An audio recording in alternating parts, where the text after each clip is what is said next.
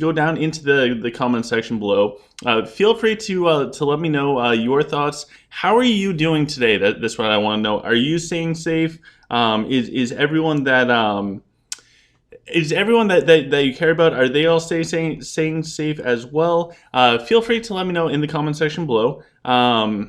Well, I get this message out, so all of our friends from all over can come and join us, and we can have a really fun time. So speaking of fun times here. He's saying hello from Tyrion. Hello, Tyrion. Which Tyrion are you? And Justin's here. Welcome, Justin. Welcome. All right, so almost there. I got everything posted so far onto. Everything's posted so far onto the Discords. Now I just need to get this posted onto Facebook, and then we can get started. Oh, and then we got to do the in-game chat. Of course, we can't miss the we can't miss the in-game chat as well. So, pardon me one second while I post this onto the Facebook, and then we'll put this in the OGC community chats. Which means if you want to be seen in the OGC community chat, start spamming it. All right. So now I just need to copy all this. Awesome. Oh, we got KDG here. So just so you guys know, we do have a couple VIP code giveaways. They are 100% courtesy of KDG. So make sure you guys show KDG some love. She's probably one of the most popular people in the OGC community chats. Not that it's a popularity contest, but it is. And she's fantastic. We also have a bunch of her replays that we'll get to see today. So now that I have all of that fun stuff taken care of, I think we can finally jump in game, and we can do that portion.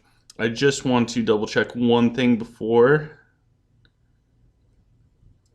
Let's see here. So if I hit that and then that. All right, cool. So let's hop into the game, guys. Let's see. Bam. Oh my God, it worked. All right, so we're gonna go post up everything in the OGC community chat. See if we can get some people here. Get all of our friends.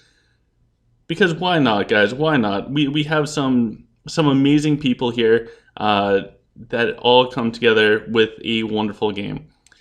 So we're just going to cut that, and now you guys can see exactly how I do my posts every day. And then we'll copy this. If you guys are not in the OGC community chat, I don't know if Chan's up for it, but somebody in the comment section will post their user ID, and feel free to send them a message, and they'll add you into the OGC community chat. Otherwise, send me one, and I'll add you afterwards. Oh my gosh, we got people here. Oh, so there's Tyrion. All right, Tyrion's here. We're good. As long as we have Tyrion, we're in good shape. All right, and we'll do that, and we have one last thing. All right, so thank you guys for bearing with me. That right there, that is everything to get everything all started. So far we have Raw here, 1, 2, 3. Hi, we have Narvin, KDG, Scott O'Brien. What's up, man? We have Ethan. We have Pharaoh. Toby's here. Oh my gosh, and he's going to sleep soon. So just so you guys know, I added in one more thing into the description of this video. For this video, and all videos now, we have one more thing in our description. So in the description of this video and all videos, there's a few cool things. First is the let's see if I can get this pulled up. We have the merch store, which you can go and get cool merch. The merch looks something like this. We also have the Patreon page. It's the best way that you can support the channel and everything that we do, and fund my True Ruby expenses. We also have the OGC community Discord. Fantastic place, great information there. And finally, the newest thing that we have is just a straight up donation button. I am getting desperate for a True Ruby. I am embarrassed to admit how many hundreds upon hundreds of dollars I have spent trying to get the True Ruby. So with your help, maybe I too can get the True Ruby. That's in the description of this video and all the videos. So let's jump in. Let's have some fun today. I think the first thing that we're going to do is we just got done farming walls, so I want to see if we have any luck transmuting anything. So it looks like we don't have too much luck so far today. Still, I don't think it. I don't think I've gone like a 2x or a 5x or even a 10x in forever. So we got a couple more crafting stones, which is fantastic as always, because we have a lot of crafting to do. Although, I mean, we're doing pretty good with our gears. I think for a quick little update, we have more might. Our stamina actually dropped down, and we're boosting up magic. I'm still like halfway through changing out the gears, so it's kind of all over the place. And sorry, the comment section is awesome. It's nice to see you guys. So let's jump in. We'll start doing some PvP replays. For the PvP replays, we have a bunch of different people. It's actually pretty wild. So we have Taint, we have Toby, we have KDG, we have Dreadnought because he is awesome and I absolutely love everything that he does.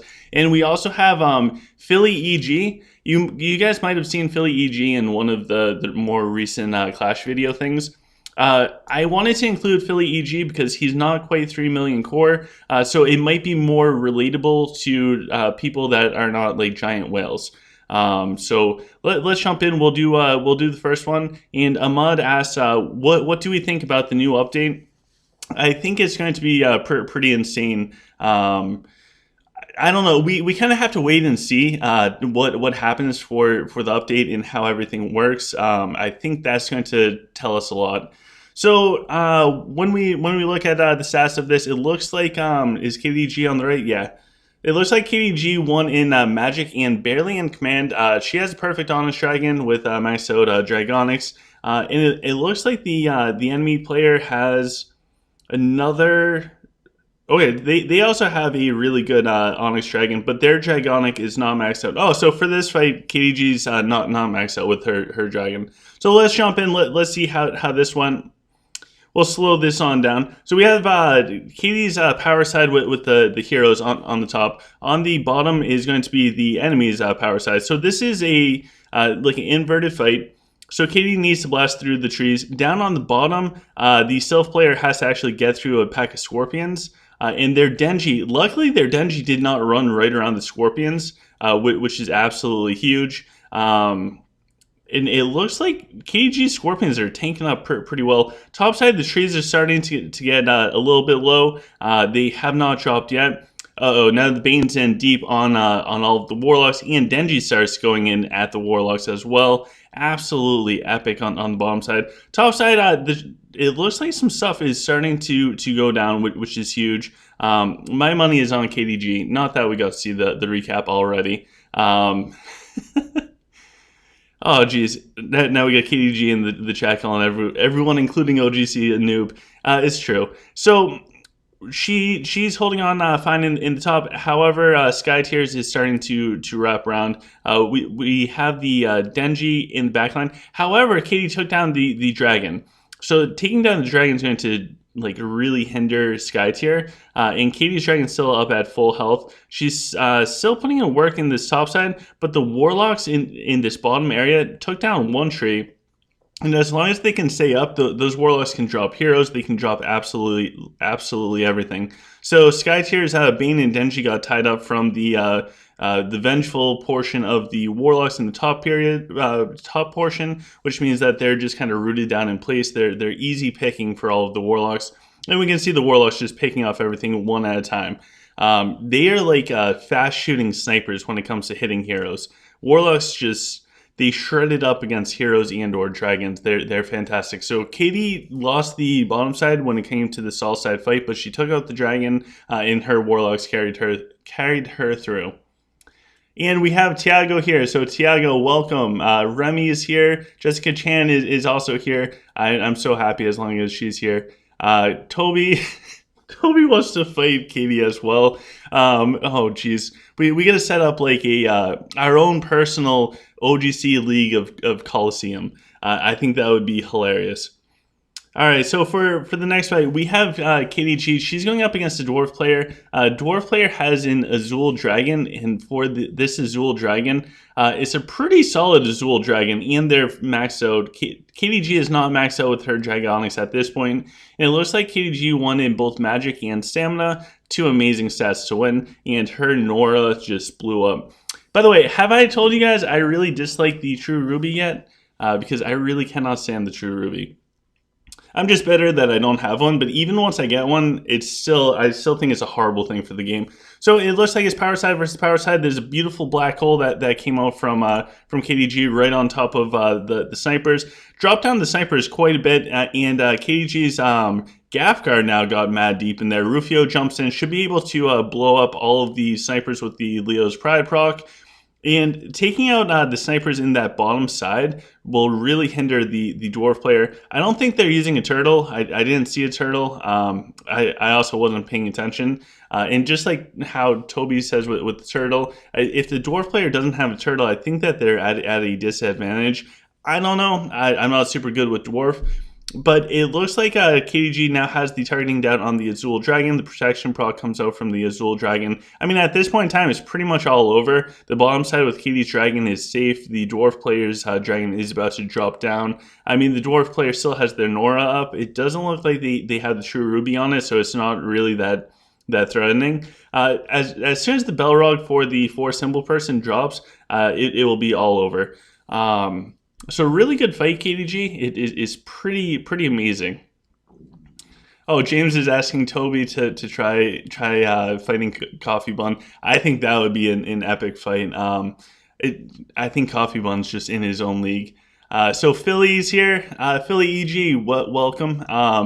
Glad that you're here. We get a couple of your replays as well. But for this, Katie ended up beating her power side beat out on the other player's power side. If you can do that, and it really doesn't matter what race you're playing, if you can take down the enemy's power side with your power side, you're going to be in really good shape. So now it's just cleanup duty. She's going to run on up, and it is a wrap at that point. Tiago's asking if I have any replays from Thanos Brazil. I don't right now. I don't. I should have asked Thanos for some. Sorry, Thanos. Next time I'll ask you for some as well. And by the way, guys, the first VIP code giveaway, I'm going to send that out if and only if we see KDG beat OGC in a PvP. Like a replay of that. As soon as we see that, the first VIP code is going out. So for this fight, it looks like Lich going up against Sylph, and the Sylph player has not a very good Onyx. It's kind of all over the place. It's missing the Predation, and I don't think they have scales. It's not a bad Onyx, but I don't think it's strong enough for like this level of play. When it comes to stats, KG won in all stats except for Might, which is really not that big of a deal as far as Lich. So it looks like it is power side versus power side, and KG is going forwards. If we focus down here, this is where most of the action is going to be occurring. Her dragon just puts out so much damage. It will be able to take down everything. Rufio jumped in from the 5 symbol person. Their Rufio is not even near the dragon right now. They're stuck towards the warlocks in the back, and they also didn't take down any heroes. They do the whirlwind move. I don't think that's enough because the Warlocks are just going to blast out Rufio. Rufio cannot tank against the Warlocks with unless he has like the proc from the Molten set, and even that it's still risky because as soon as that ends. So Cage Dragon's going off. Now, anytime that you go up against Sylph and they have like a hardcore Sol side, there's really not going to be much that happens. It would be pretty amazing if their Sol side actually won out. The thing with the Sylph Sol side is you're probably not going to like make it through the Sol side, but they're also not going to make it through your side. As long as it's power side versus power side. KG has the targeting down on the 5 symbol person's dragon. between like the half pack of warlocks, the dragon going off, it just drops. And now as soon as this Balrog on this bottom area drops for the 5 single person, then KDG will just start wrapping around in this wrap at that point in time. The Azul Dragon's down, so now without the Noble Blood and without the constant heal for all of the troops, the Warlocks are able to actually do a significant damage to the trees. The Noble Blood really keeps those trees alive so well. It's absolutely unreal. So Toby will be around for 30 minutes. So if you guys want in the chat, make sure you spam it up with hashtag Toby Nation. I think he's 74 in the world, so ranked 74th in the entire world. We actually had them in the chat. So spam up the chat with hashtag Toby Nation. Show the guys some love. And if you guys have questions for Toby, I don't think he's expecting this, but feel free to ask in the comment section, and I'm sure that he'll try and answer your question as best he can before he runs. Sorry, Toby, but you're kind of famous. So in the other comments, we also have somebody asking, is OGC chat or here? Okay, so the code will go in on the live stream. It won't go in the OGC chat. But that's only only if we see KDG beat OGC. Wait, is this the same one? Yes, it is. All right, so we gotta go down one more. All right, here we go. And we also have Fun Times here, and wow, Fun Times siege down KDG with their ult. So they're wow, that's super impressive. Eric doesn't want any replays from him. Okay, I won't do that. And oh, so Toby's saying Kurd Nation. Okay, wow. And KDG wants hashtag KDG Nation. So when we check out this this next replay, we have KDG going up against a dwarf. So this is Lich going up against dwarf. Actually, is this the one that we just saw? Sorry, I'm looking at too many things. Okay, we did not see this one. So KDG won in everything except for might, and the enemy's dragon is so they have scales. It's not a bad dragon. Again, I'm so spoiled with my Onyx now that it's really hard to look at anything else. So they don't have a bad dragon. It's also not an amazing dragon. So this is Power Side going up against Power Side. So it looks like a decent black hole towards the snipers to CC them for a little bit. KDG's dragon just walks right around. It's super deep. Those pulses going off. Now, that dragon pretty much, as long as it doesn't get sniped down, we got Rufio going in. That dragon walking around and getting in deep and blowing up the snipers is absolutely massive, especially right at the start. If you can take out the snipers in the dwarf Power Side, you're going to really keep your heroes alive as long as possible. The snipers are just so deadly towards the heroes. KG targets down the Onyx Dragon drops, and the Power Side for the dwarf player is pretty much all gone. They still have decent stuff on their Sol side, but it's still a Sol side, so then they're not going to have the same amount of damage pumping out nonstop. So Shane is here. Shane is congratulating Toby for 24th in the world in dual towers. It's absolutely amazing. Kurd said, stop spamming you news. I will send you to the cap. So Kurd Nation is also known as Bully Nation because he is, again, I would never want to get on his bad side. David said that KDG's dragon turned around and farted on the opponents. It's true, that's exactly what happened, and the blowback from the air just knocked all of those troops down. Alright, so for this next fight, we have KDG going up against 4 Simple Person. This is some Lich on Lich, and it looks like KDG only won in might going up against the Lich player. So this Lich player has... Alright, so this dragon's not horrible. I think that they're only missing one thing. So this is like my old dragon. It is a really good dragon. They have Barbarianism. I had the Fortitude and their Dragonics max out. So let's jump in. Let's see how this fight unfolds. Lich versus Lich. I don't mind that matchup. I still think it's mostly just taking out the dragon in Ophidius, and it's pretty much a wrap at that point. But it looks like neither person has done the targeting onto the dragons yet. It's just a giant cluster. So KDG jumps in with the Rufio, take out the backline down there. And it looks like 4 Symbol person did the same thing. KDG's Warlocks just blow up the Rufio as soon as the Molten set comes off. KDG's Rufio, on the other hand, is still up. Now we have the targeting down on 4 Symbols Dragons, so KDG's Warlocks will be able to attack them and hopefully take them out. In the top side, KDG's Dragon is walking around completely fine. We got the massive black holes coming out. Her Dragon's starting to get super deep. A couple of Warlocks are starting to hit KDG's Dragon now, but I don't think it's enough to take it out. Now, there's Bat Splits coming down. It's a huge Bat Splits that's going to put out a ton of damage and take out a ton of Warlocks for KDG. I think she did the Troop Reflecting. I might have missed it. I'm trying to read chat and go over this stuff at the same time, so I'm a noob. Anyways, we now have the targeting down on KDG's Dragon, but by the time the targeting goes down there, it's already too late. KDG collapsed the top side, took out the enemy's Dragon, and it is just cleanup duty from here. We have Chip here. We have hashtag Chip Nation. Oh my gosh. Show some love for hashtag Chip Nation. Spam up the comment section below or above with the hashtag Chip Nation. Welcome, Chip. It's not the same without you. So we'll jump into the next one. And I think that was... oh, okay. All right, I see. So this is 2 of my favorite people. So this is KDG, who... I got to know because she kicked my butt, and then I started talking to her, and now she's super helpful in the OGC community chats, and very active with it.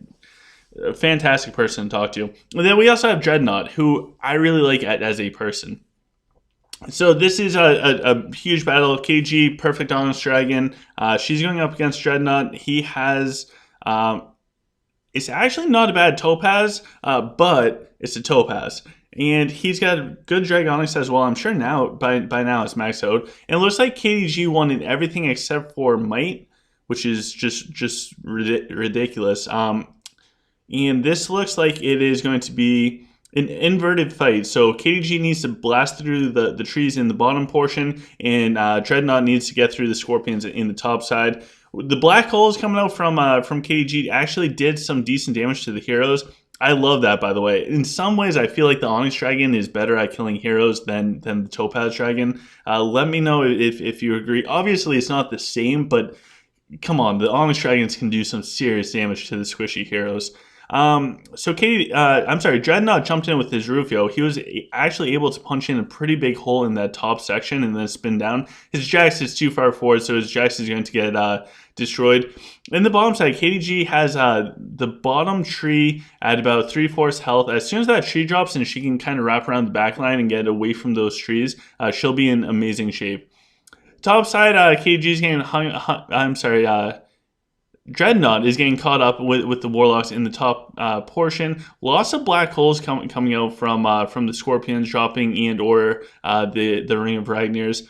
KDG dropped one tree. She's about to drop the second tree in this bottom area, which is just going to open up the whole middle portion for her, so all of her heroes can kind of collectively start taking down the next tree, which is going to speed up everything so much. Next, it looks like we have the targeting coming down. Where did that targeting go? I missed where the targeting went. But there was a targeting that came down. Aha, so Dreadnought, so Phidias is still barely alive. The Onyx Dragon's coming up. Onyx Dragon is about to do the Energy Pulse. We had the Magic Swell. Boom. 2 heroes taken out with just 1 Energy Pulse. Rufio jumps in. Surprised that the Rufio still had the Heroic Leap. We have 2 dragons up. Denji's moving around from Dreadnought. The dragons have actually switched sides. So on the right side is now KDG's dragon. On the left side is now Dreadnought's dragon.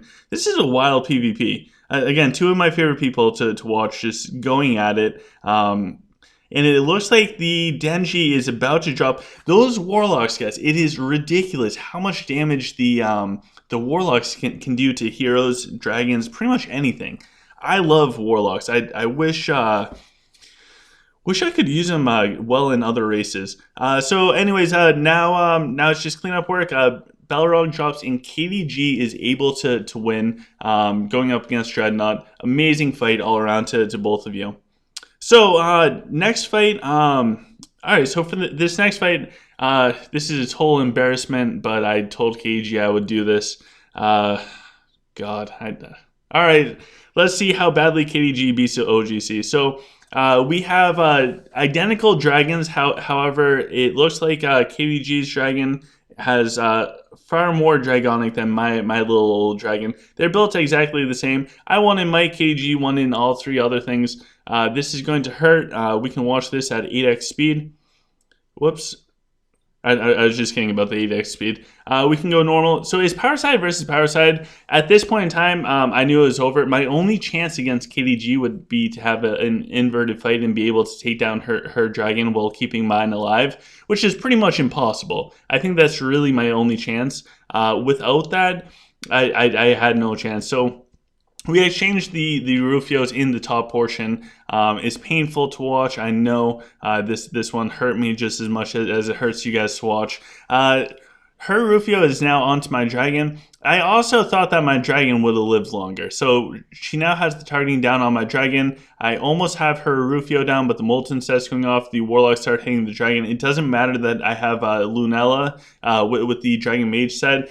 Doesn't matter, my dragon drops. At this point in time, I know it's over. You'll be able to see bottom right hand side, I started retreating myself because the fight's over. We're in Mines of Mayhem. I was trying to feed Chip so that Chip could win it. So there we go. One pack of Warlocks gone. Chip ended up winning, so I'm happy that Chip won. I fed him a bunch of stuff. I think we're now, yep, we got the targeting down. We got the crazy face.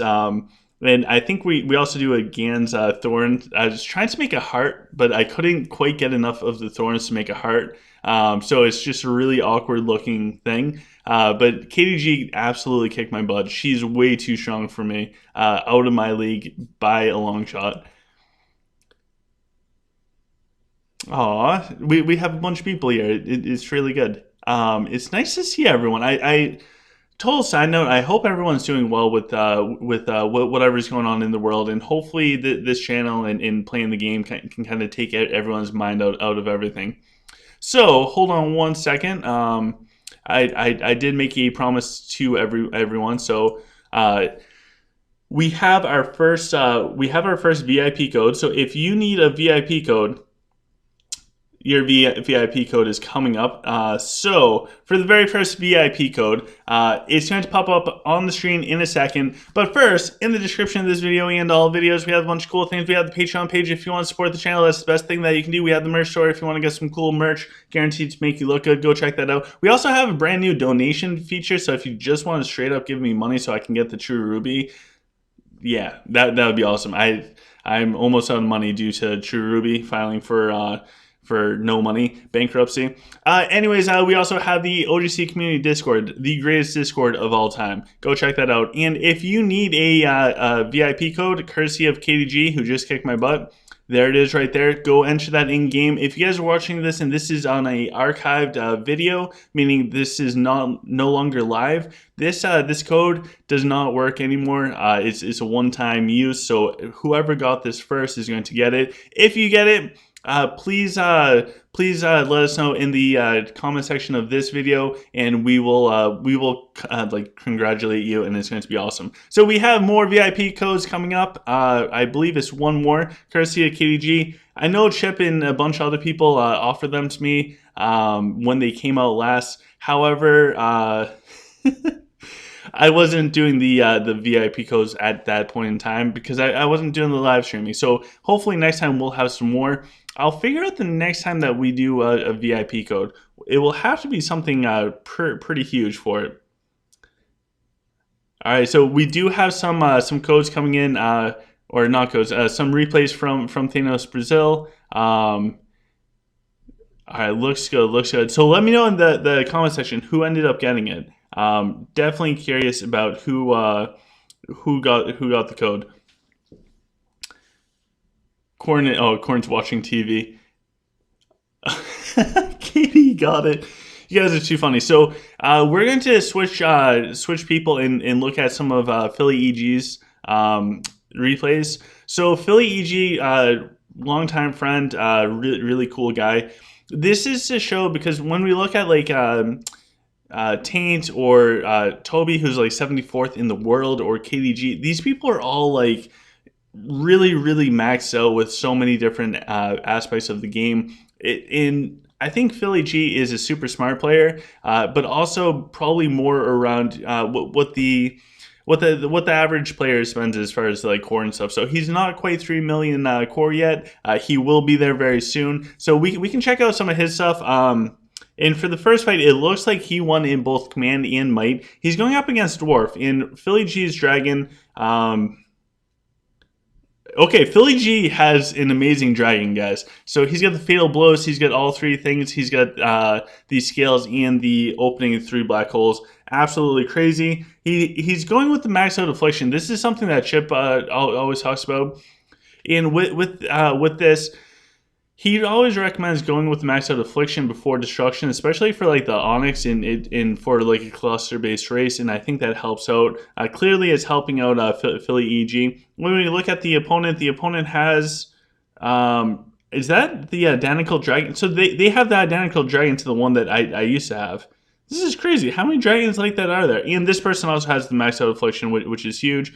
Philly EG won in both Might and Command. Let's go jump in, because we don't get to see as much human PvP anymore. So bottom side, the stall side for Philly EG, it looks like he has 2 packs of swords down there to kind of compensate for the tankiness. Power side of the dwarf player is definitely all heroes, but human archers also put out a bunch of damage, especially the dire ones, and they have the ability of taking down heroes. We have okay, so Philly EG also has Nora with the True Ruby that helps out immensely, especially with taking down the heroes. Here we go. We got some more big booms coming. Mako got hit in the back, and we got another one going in towards Mako. Mako got hit again. 2 more at Mako, and goodbye Mako. So Mako is down. At this point in time, with Philly EG totally crushing in this top side, he's actually still able to tank up the bottom side, which is absolutely huge. It's pretty good. It's pretty good. So Philly EG did an amazing job. Who got the code, guys? I'm trying to see in the chat who got the code. So Philly EG absolutely dominated that top side. Now it's time for the humans to clean up all of the mechs. And honestly, they'll be able to. Playing Lich and/or Sylph so much, I really miss the moral boosts, because moral boosts, especially for the human archers, just puts out so much damage. It is crazy. So we also have Jerry. Jerry just joined the OGC chat, the comment section here. Welcome, Jerry. Jerry's one of my favorite people. He's almost always the first person to comment on all of the videos, so you guys can try and take on Jerry. Good luck trying to beat him out. So for the next fight, great fight, Philly. Absolutely amazing. For the next fight, Philly's going up against a Sylph player. The Sylph player has, okay, so they have a really good dragon. They're missing the predation, but they're going up against Philly, and they have both destruction and affliction maxed out. Philly only has one of the branches maxed out, so Philly did great. Philly also only won in Might, so the Sylph player won in Magic, Stamina, and Command.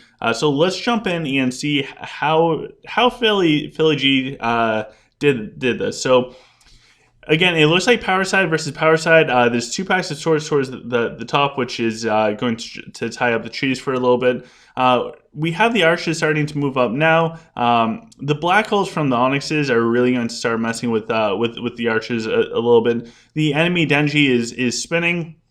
They just got revived, so now the Denji's back up, and it looks like it is actually pretty shocking how well protected Philly EG's archers are. I was kind of half expecting the Sylph player to jump in with the Rufio, but they didn't. And it looks like the enemy Denji is down. Now the enemy's Balrog is starting to come around on the side. Philly EG also still has the full pack of archers on this bottom area. It's absolutely amazing. Though Ophidius is nope, that's not Ophidius. That's Flores.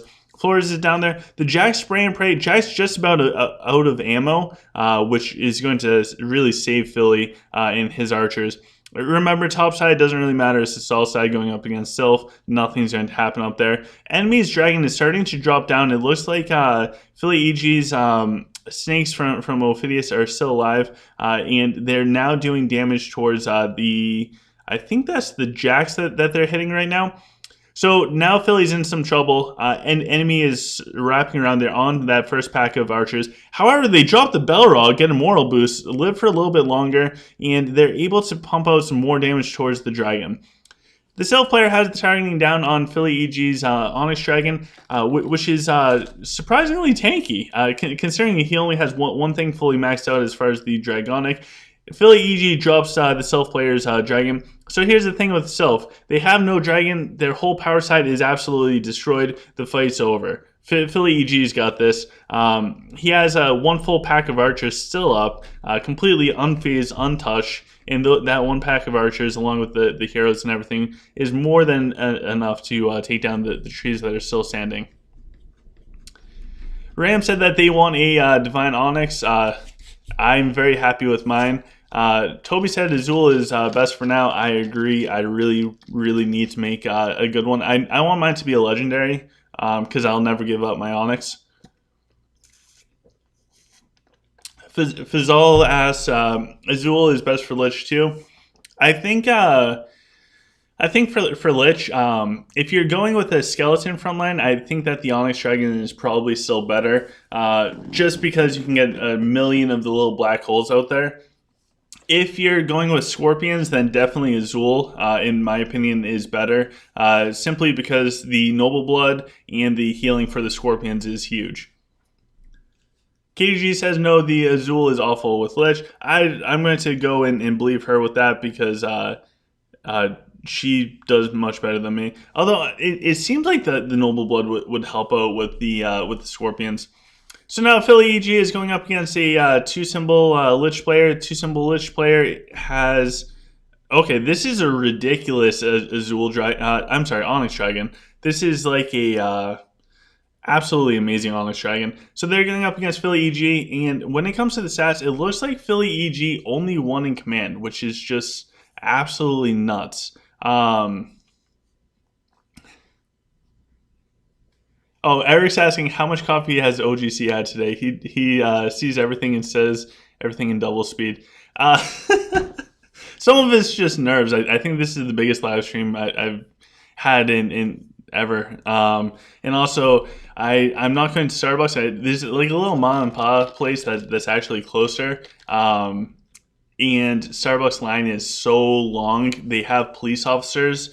So it wraps around the building, like around 3 of the walls of the building, because they do drive through only, and then it comes out into like a major route highway type thing, and it goes down the street like in the middle of a giant busy street, and it gets so bad with the traffic that the cops actually go down there to direct the traffic because the Starbucks drive-through line messes with everything. It's ridiculous. So anyways, long story short, I'm not going to Starbucks anymore until this is all over. But there's a beautiful mom and pa's place, and I think they put in a little bit more espresso than I'm used to, which I'm fine with. Anyways, let's jump in. Let's check out this fight. Sorry for my coffee stuff. So it looks like I really don't know what's going on with the Lich person's formation, but that's okay. It looks like they're evenly spread out. Going like they don't have a defined power side, which is totally fine. And okay, the Lich player now has the targeting down on Philly EG's dragon. Philly EG also tagged the enemy's dragon, so both are going to be going down. Philly EG killed the enemy's dragon much faster, which is going to help him out. Both of these Onyx dragons are now down, and it looks like Philly EG is able to just overwhelm this bottom portion.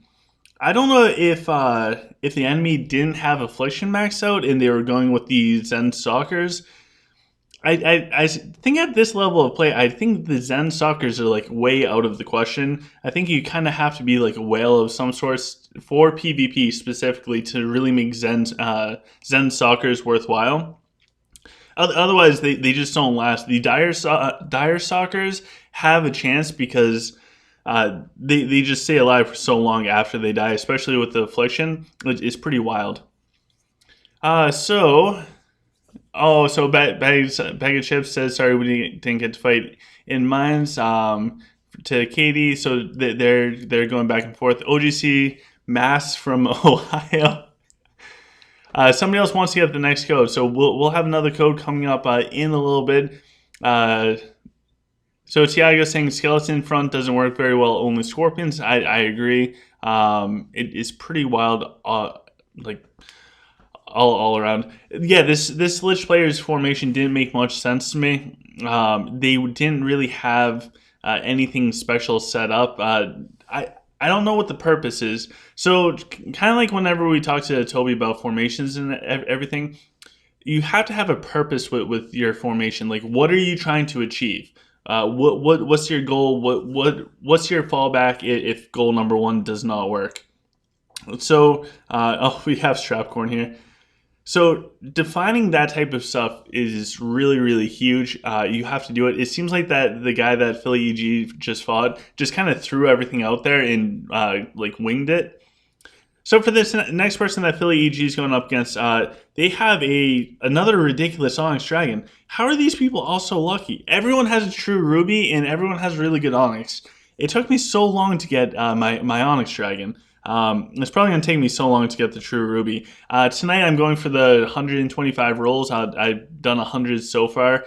Please wish me luck, guys. I really need that true Ruby. So anyways, Philly EG is going up against this Lich player. His Dragon, 82 million damage. Philly EG only 1 in might.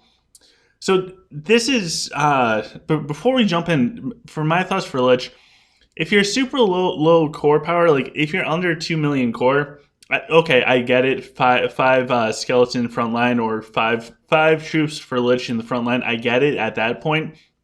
However, once you're above like 2 million core, roughly speaking, definitely drop down to like 4. They take up so much room on the front line, and eventually you can get down to 3 once your gladiators and stuff are strong enough. But 5 is at this level of play, I think it's way too much. It takes up too much room. The skeletons are not the stalkers or the skeletons in the front line are not the thing that makes Lich OP. The thing that makes Lich strong is Warlocks. So if you can only get 3 packs of Warlocks out there, I feel like you're almost selling yourself short for the purpose of Lich. And the purpose of Lich is to get the high damage with the Warlocks. They take down heroes like no tomorrow. They're the fastest thing to kill dragons unless you have crazy RNG with the headshots. Anyways, Philly EG's Dragon, so deep, and he's just able to blow everything up. The black holes coming out are able to protect his Dragon so that he can just keep pumping out damage. That's ridiculous. Absolutely insane. So now we have the Rufio jumping in. So Philly EG is trying to keep the Warlocks off of his Dragon, and it works out extremely well.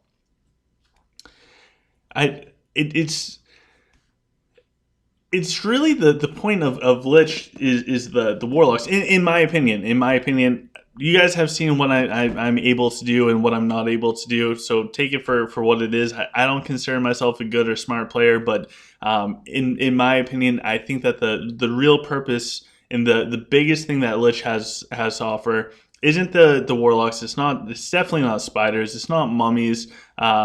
It's only Warlocks, and I think I said it's not Warlocks, but it is Warlocks. I meant Stalkers. Warlocks are the quintessential piece to Lich, in my opinion.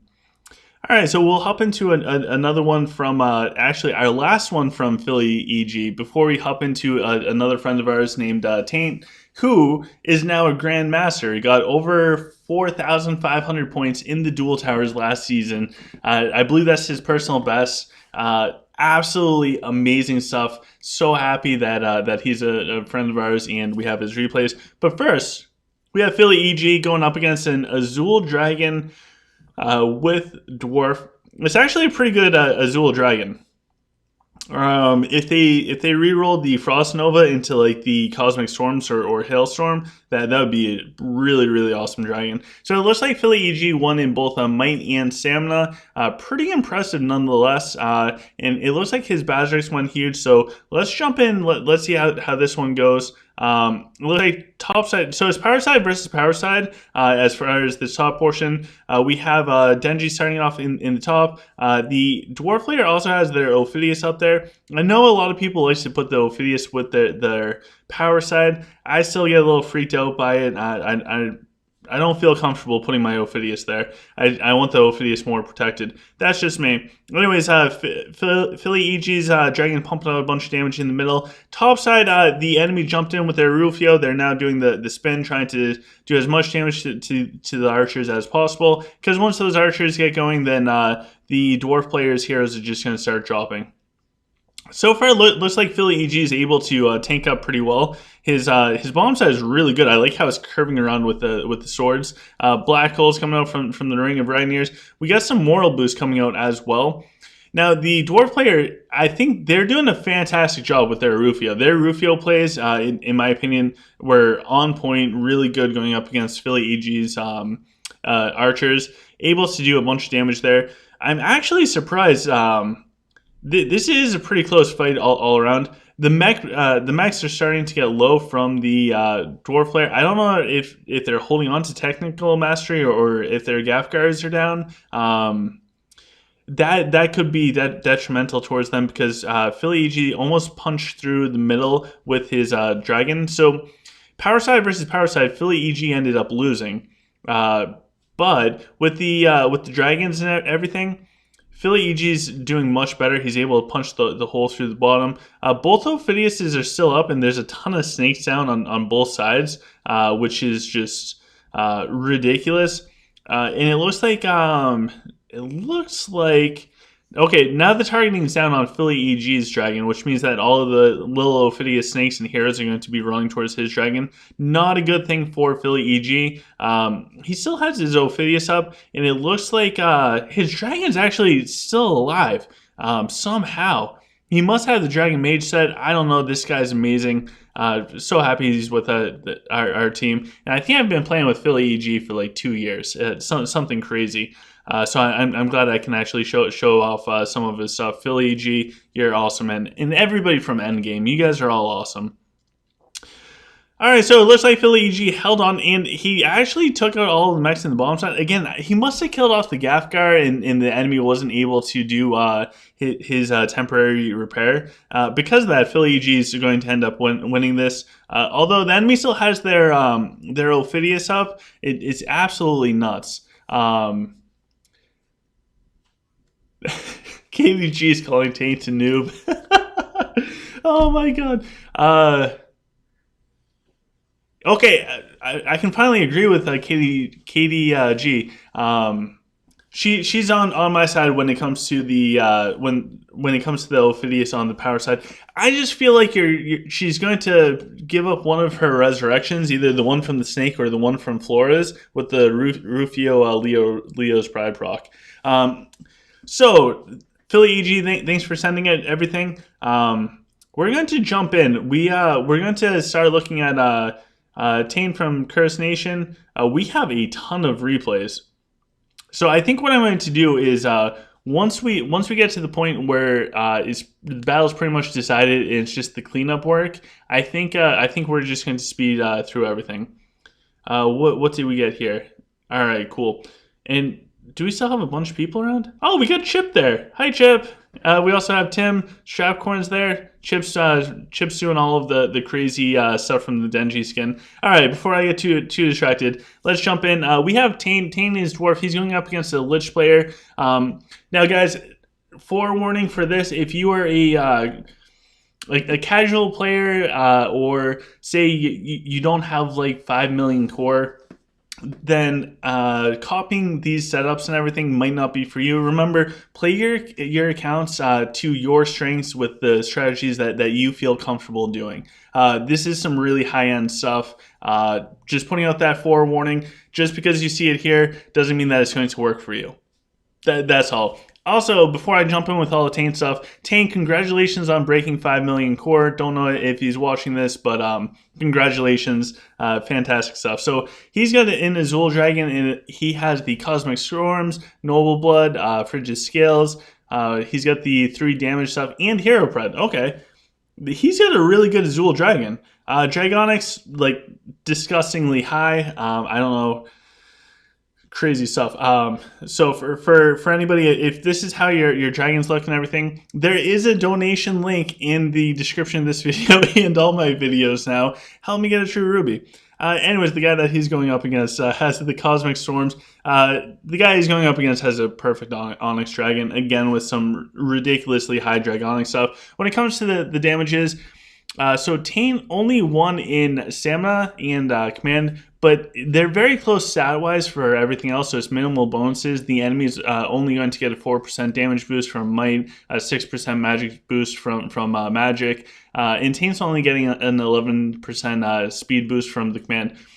This right here is why I need a true ruby. So if you look up there, Nora, 86 million damage, and we have 2 like perfect dragons out there with like 154 dragonic points, but Nora, because of a true ruby, has 86 million damage.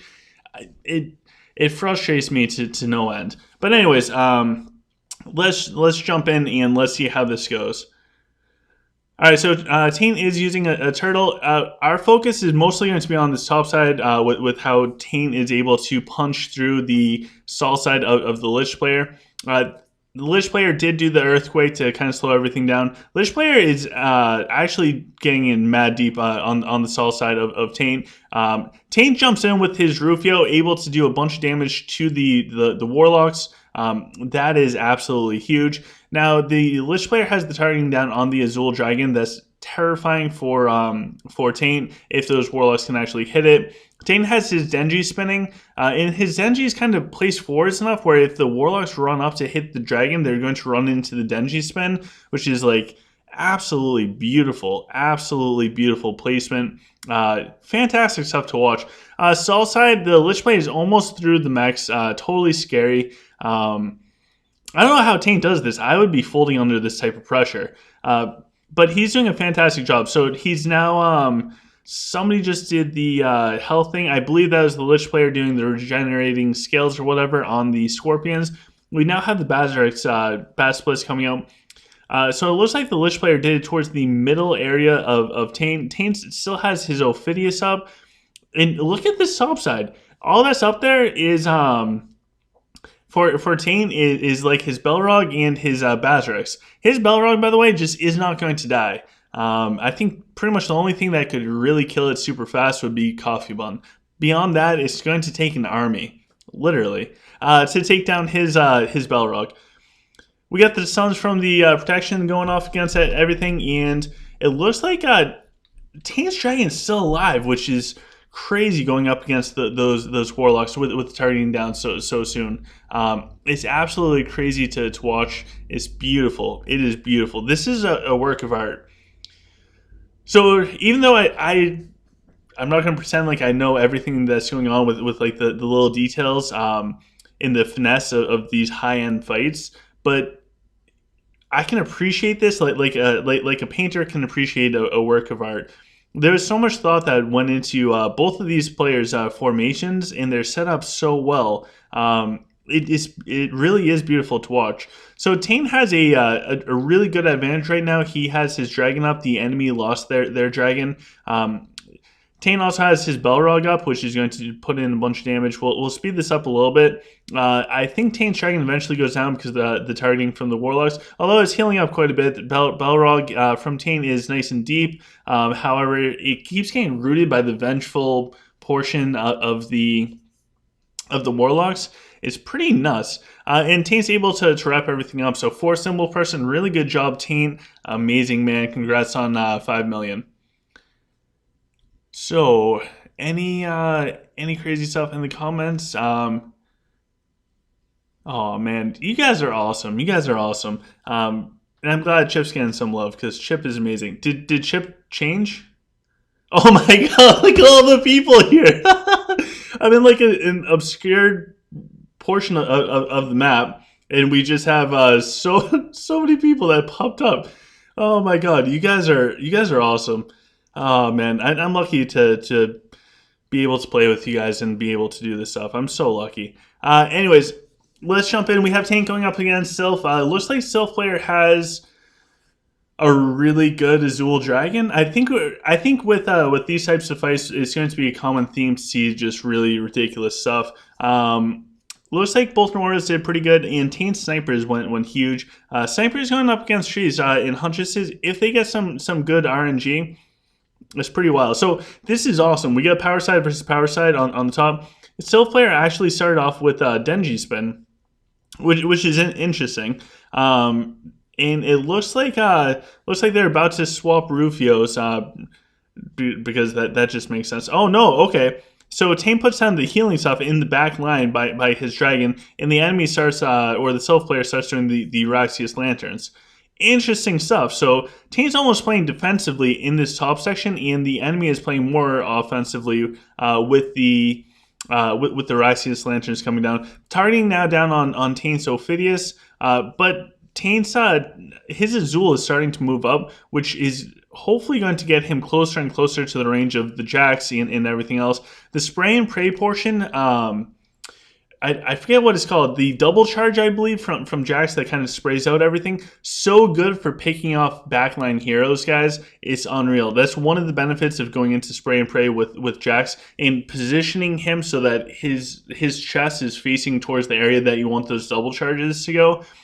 Because every little bit of damage helps with killing the backline heroes, and let's be honest, a lot of them are super squishy.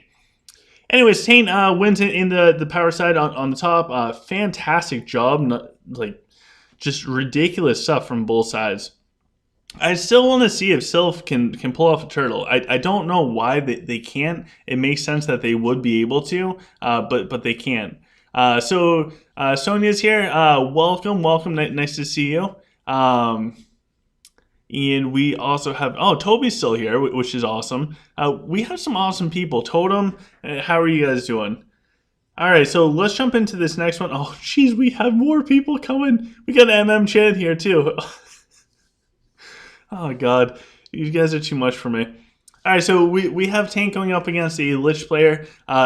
So this is what I mean with the Zen stalkers. When you get to this level of play, it's acceptable to do it. I think at lower cores, it's not even in the question. Although these are pretty weak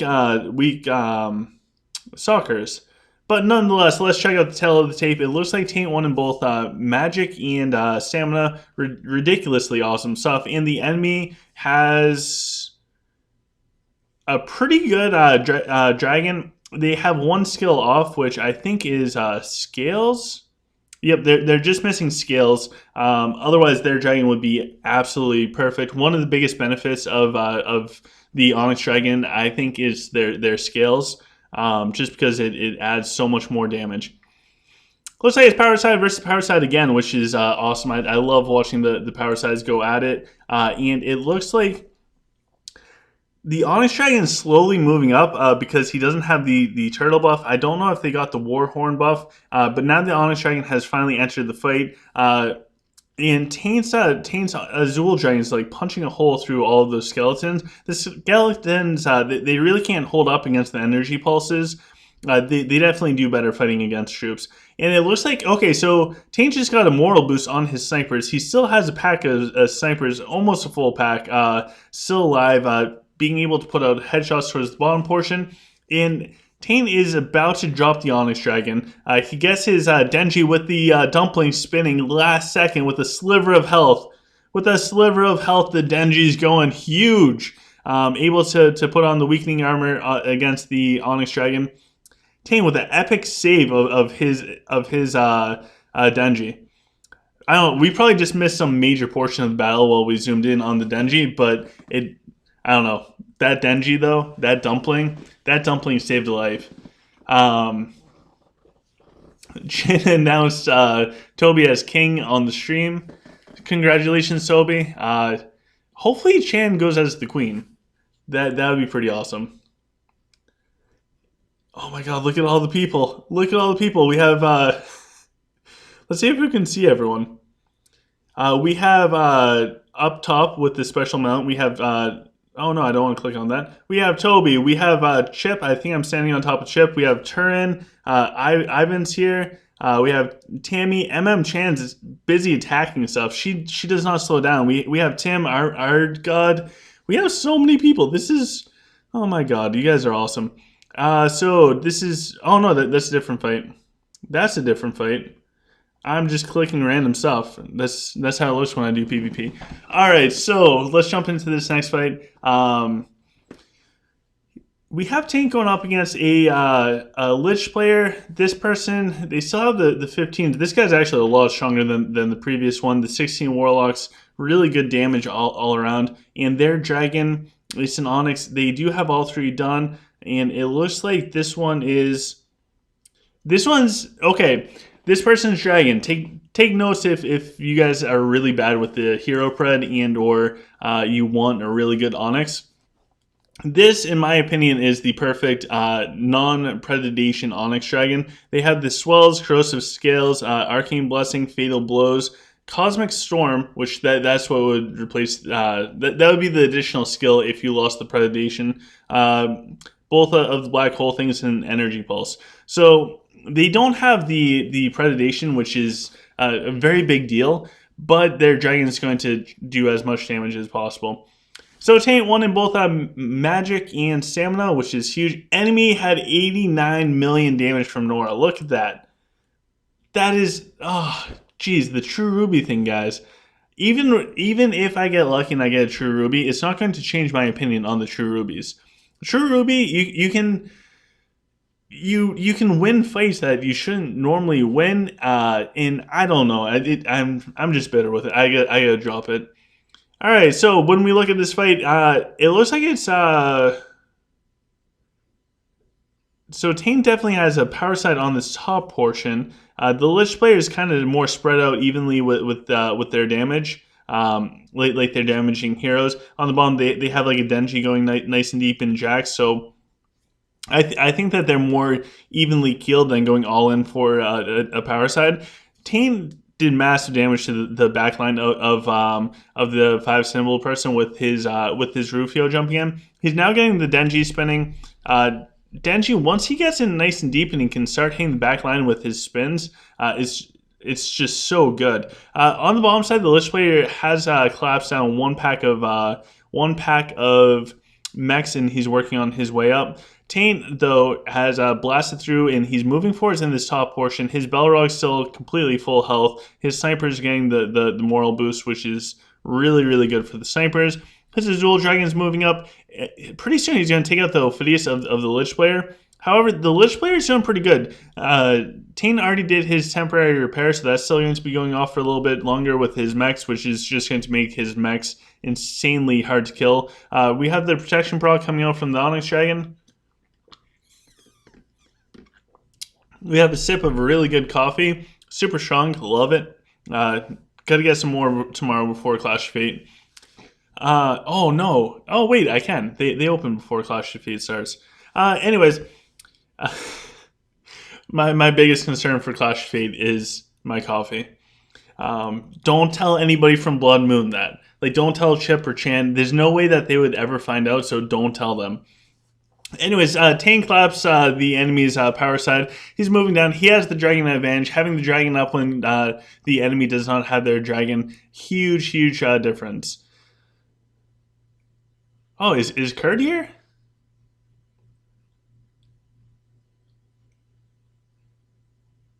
Probably has the mech weapon. All right, so let's check the 5 symbol person's Nora real quick. No, they do not have the mech weapon.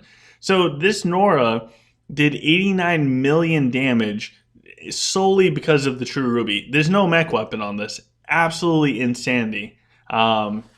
Absolutely insanity. It's just disgusting. It's absolutely disgusting. Anyways, let's jump into the next fight from Mr. Taint, who is actually a Grandmaster now. 4,501 points, I believe he has, which is just absolutely ridiculous. As far as his opponent in this fight, they have they have a really good Onyx Dragon. Instead of going with the Fatal Blows, they have Cosmic Storms, which, I mean, you can argue either way which is better, the Fatal Blows or Cosmic Storm. I prefer Fatal Blows, that way the dragon can get up there faster. If you want the Cosmic Storm, which will slow down the movement of your dragon to get up front to the front line, which can be a good thing, I guess, and it will do massive damage to the backline of enemies, then Cosmic Storm works out pretty well. So Taint does have one full Dragonic advantage going up against this Lich player. Taint's Nora went huge. Enemy's Dragon went huge. And as far as the stats, it looks like the 7 symbol person. Okay, it is 7 symbols. 7 symbol person won in all stats except for stamina, which is pretty epic, especially going up against Taint, because he has some really sweet equipment. And it looks like power side of Taint is going up against the Sol side of the Lich player. Lich player has like a somewhat top power side. It's almost more middle-ish top than just straight up top. It looks like they're going to try and punch a hole through the middle. However, on the bottom side, the power side from Taint's coming in. He jumps in his Rufio. His Rufio is about to do did the Leo's Pride proc. Lots of damage coming out. All these Warlocks from the 7 symbol person is going onto the Belrog of Taint. And you can just see it's not even phasing the Belrog. Taint's Belrog is absolutely unreal. He starts moving the Rufio all around. Another Leo's Pride proc comes out. It looks like top side, Taint's able to actually tank up pretty well. Bottom side, he's almost through one pack of Scorpions, which will then get him into the backline going up against all of the Warlocks that can cause major issues. Taint's talk is about... Oh, okay. Taint's talk is now back to full health. Thank you, Flores. Flores, fantastic new hero. I don't know if you guys have seen it. Great hero. It's so good at defense of keeping heroes alive, and it also adds a lot of damage to your offense if you want to set up that way. We have the Spray and Pray going back into the Warlocks, which is just going to shred those Warlocks like no tomorrow. You can actually see how many Warlocks keep getting resurrected. Rufio is kind of caught up in the Vengeful Death portion of the Warlocks. We have the Protection proc coming out from Taint's Azul Dragon. Absolutely epic. Everything is frozen right now, but it's about to begin again. Taint popped the Mana Worm, which is awesome. Absolutely awesome. Gotta love the Mana Worm. And now... Okay, so now the snakes from Taint's Ophidius are now hitting the dragon of 7 symbol person. 7 symbol person's dragon collapses, and Taint should be able to wrap this one up. Really epic fight. This Lich player is actually pretty good. It is pretty good. So Toby said Warlock's throwing water balloons on Belrog. Yeah, it's it's ridiculous. So we can take a quick peek at Taint's Belrog, and then I'll show you. Hopefully Taint doesn't mind. I'm pretty sure he shares it in the OGC community chat, so I don't think he'll mind too much. Taint has a 2.3, almost 2.4 million health on his Belrog.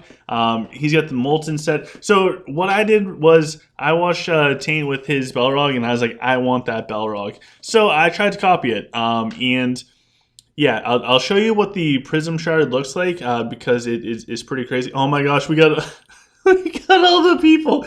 Oh my god, look at them! They keep coming in. Now Super Bob's here. We got Philly EG ran over. Oh my god, this is crazy. Oh jeez, I'd say I'd go hide somewhere on the map, but I can't. So oh man, you guys are awesome. So I actually have 2 of these prisms now. Oh, geez. I put one on Bane as well. So the prism setup for the Belrog, it looks like it's a fine emerald, which, remember guys, I don't have good fine and or true. I don't even have any true stones yet. But anyways, it offers a bunch of health, and every time that hero is attacked, it's going to reduce the attack of whatever's hitting him for 3 seconds. So I actually put that on Bane.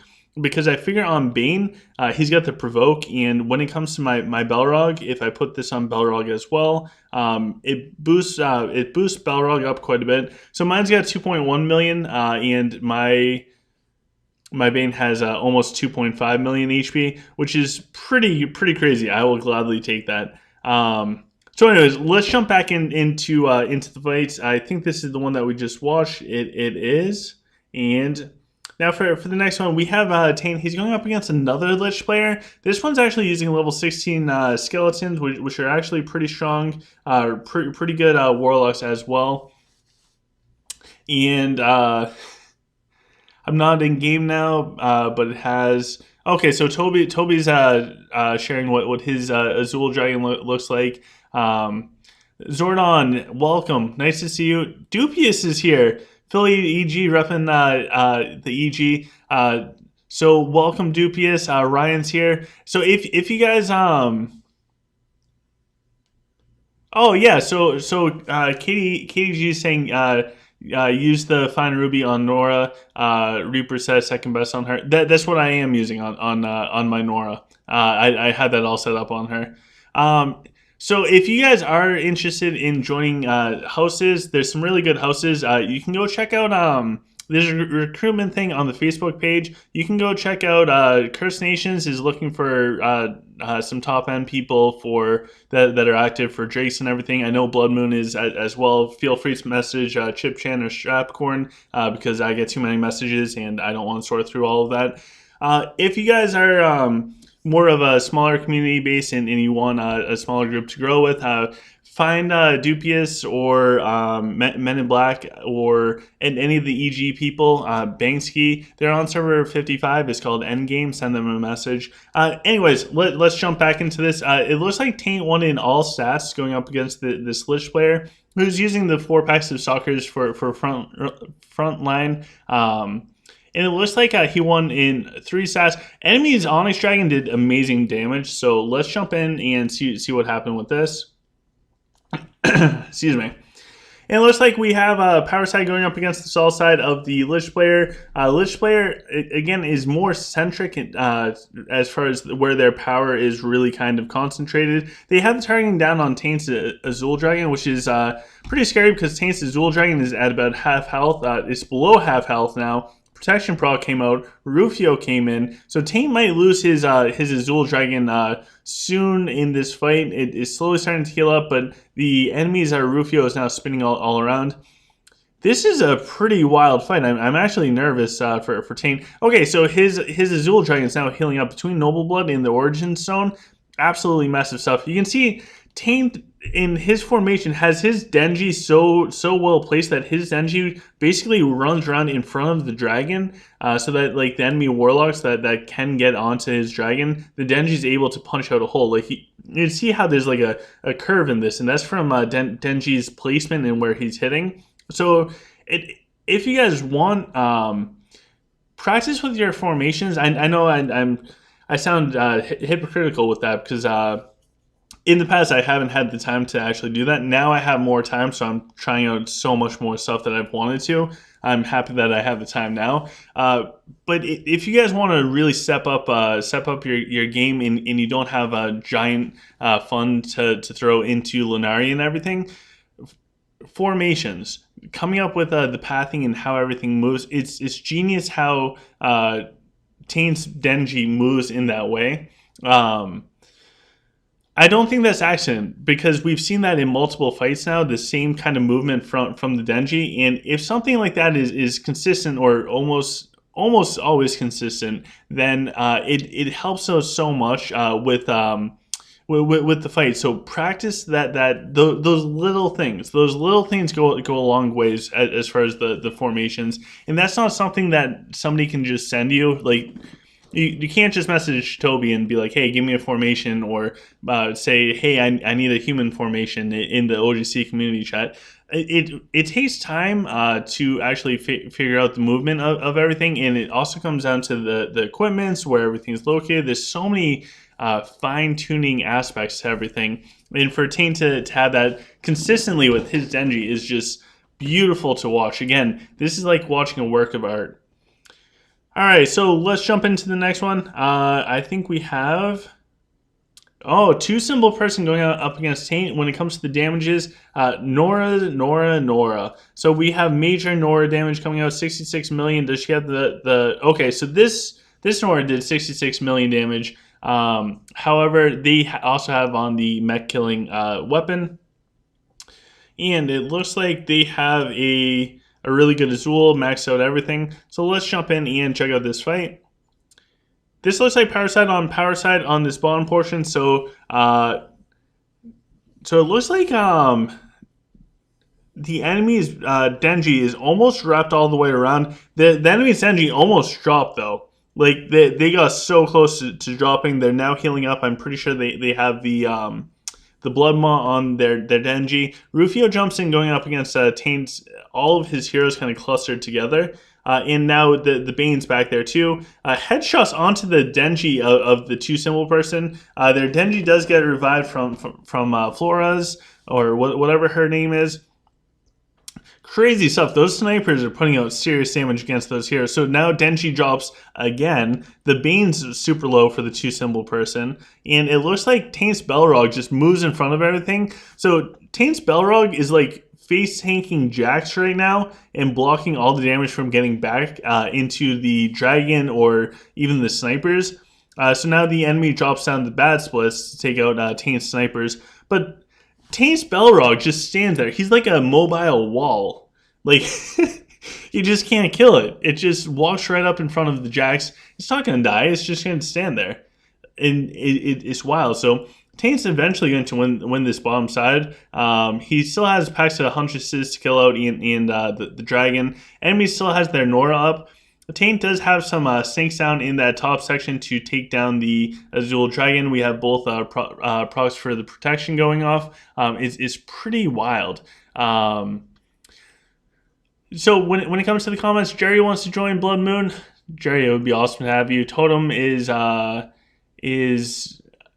here as well. David Wright is I'm glad they're here. Oh, Demon 22 is here. Nice to see you. Shadow, how you doing, Shadow? Man, we have some awesome people. Anyways, Taint ended up beating out the bottom side and is able to work back up. I cannot pronounce your name, but it's like 3 different names with the hyphenated back last name, and you are absolutely right. Taint's Belrog is just off the charts. He's not hacking it. It's so well set up. It's just crazy. So this is our last fight from Taint. So in the comment section, make sure you guys spam up hashtag Taint Nation because the guy is unreal. When we look at the enemy for this fight with their Azul Dragon, their Azul Dragon is actually pretty good all across the board. And they have the predation. The Dragonics of it is ridiculously high. Look at that Dragonics. Crazy stuff. Let's look at the stats. So Taint's Ophidius went absolutely huge. The enemy's Dragon went big, and Nora. Let's check out their Nora build real quick. See if they have another one with the mech weapons. They don't. Weird. Okay, so their Nora is set up almost to kill like warlocks. I don't know, or they're just going for very specific stats. It's pretty good. All right, so let's jump in and let's see how this goes. And it looks like it's an inverted fight. So Taint's going up against the Sol side of Sylph, and the Sylph player is going up against Taint's Sol side and is able to melt those mechs. Wow. So one of Taint's mechs units is almost fully gone. That's the power of Nora coming out along with the Denji. Crazy stuff. So when it comes to the Sol side race, it actually looks like the Sylph person is winning in the Sol side race, which is scary for Taint. I can't wait to see how Taint comes back from this. But, okay, so Taint almost has his first tree down. The pack of Huntresses is almost down as well. His Nora is able to get in deep with her damage. But this Sylph player was able to shred through 2 full packs of mechs in this bottom section and is working on Taint's Dragon right now. Taint's still kind of caught up in this top section. He now gets his Denji going. He's almost got all of the Huntresses and another tree down. There's still 2 more trees that are kind of like boxing him in that top section. So Taint has the enemy's Balrog and Rufio and Denji and everything onto his dragon. It also looks like there's a snake hitting his dragon as well. The targeting sound on his dragon was pretty scary. These guys, Taint, Toby, Chip, all of them, they have nerves of steel. I'd be panicking. As you guys can see from my normal plays, I panic all the time, and it's pretty epic. So both protection procs come out. So I figured it out. So Taint's Ophidius is going to win him this fight. Because his Ophidius has so much damage, but he was able to take down the jacks of the enemy player. His Azul Dragon is just going to be able to tank up all of those heroes, which means that Taint just needs to keep dropping snakes, and his snakes are going to do all the work for him, which is actually genius.